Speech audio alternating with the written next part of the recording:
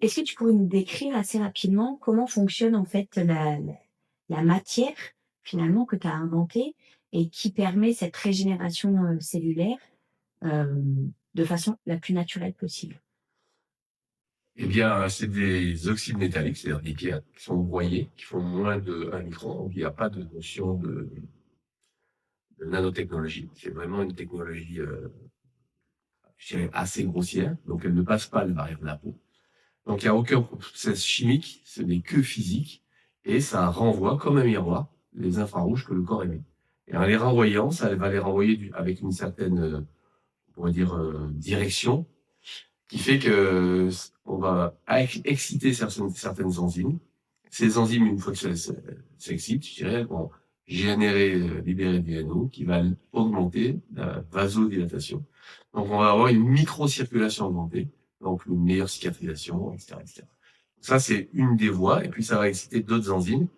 La ionosynthase, ça va exciter ou inhiber certaines enzymes. Et là, on va voir, par exemple, disparition, l'inflammation et de la douleur, notamment dans les règles douloureuses. Donc la baisse de l'inflammation, elle est liée à l'excitation d'autres enzymes.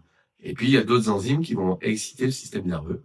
Et donc du coup, on peut réveiller ou reconnecter, permettre une certaine reconnexion de certains muscles au cerveau. Dans certaines pathologies, je testais beaucoup de sclérose en plaques, par exemple, où on ne sait pas trop si le muscle il a été enfin, il ne fonctionne pas parce que le nerf a été mangé et détruit vraiment.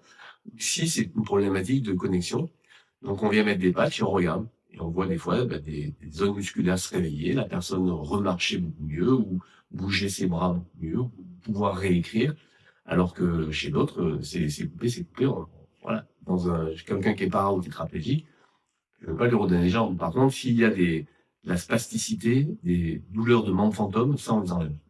Et à ce jour, toutes les douleurs de membres fantômes, j'ai réussi à les enlever.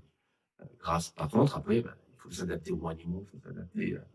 Euh, donc c'est pour ça que c'est assez vaste parce que avec le même objet, la même technique, on peut utiliser différentes voies de soins.